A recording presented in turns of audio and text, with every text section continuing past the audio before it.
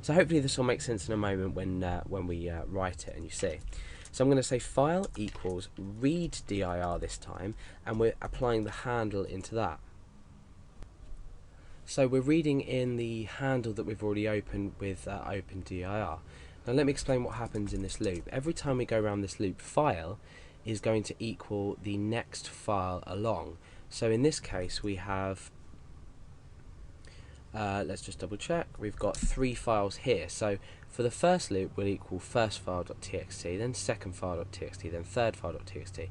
Now it will only represent in a string format, so file is now a string format. It won't actually be a link to the file, so we need to do that ourselves. So let's go ahead and just test this out. We can say echo file and then a line break. So let's preview this in our browser and see what it looks like. Okay, so we have the first file.txt, second file.txt, and third file.txt. However, you can also see that we've got this double dot here and this single dot here.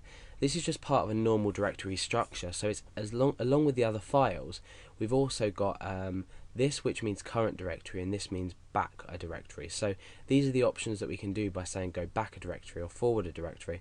But we don't want to include these because we just want to look inside the files, look inside this files directory and list our files.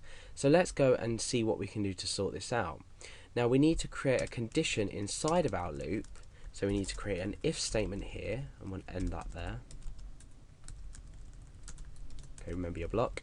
So we've created an if statement, and we need to put a condition in here, and the condition is based upon something. If it's true, we're going to echo the file.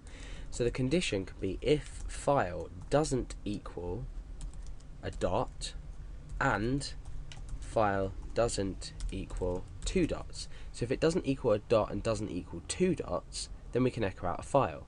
So therefore this dot and this 2 dots will be eliminated from our list, and this echo won't happen. Okay, they'll still exist, but this echo just won't happen.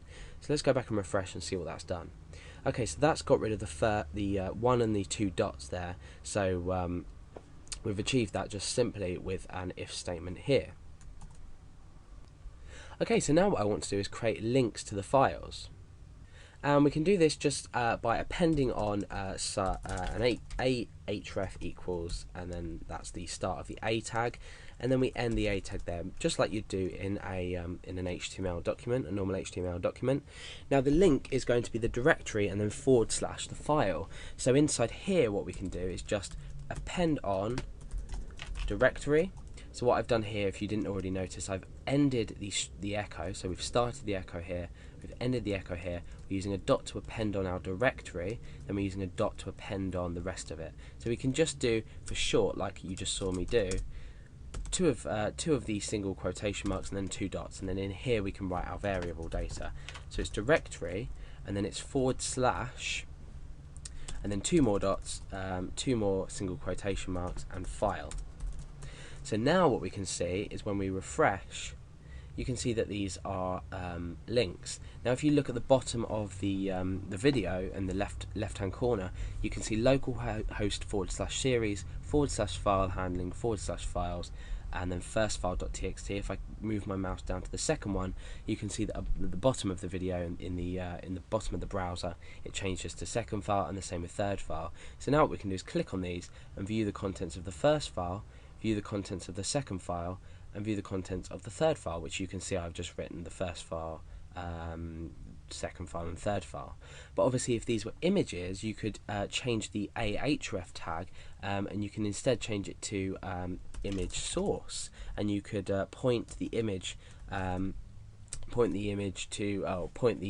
source to the image that's located within the directory. And you could also talk about using functions that we've already seen in previous tutorials by myself, to only show JPEG files. So what we could do is we could either read in the file itself and check the type, or we could select everything after the last dot and say, is it a JPEG file? But for now, I'll leave you with this. This is a basic, most standard structure of looping through a file and displaying all files that don't equal a dot and 2 dots.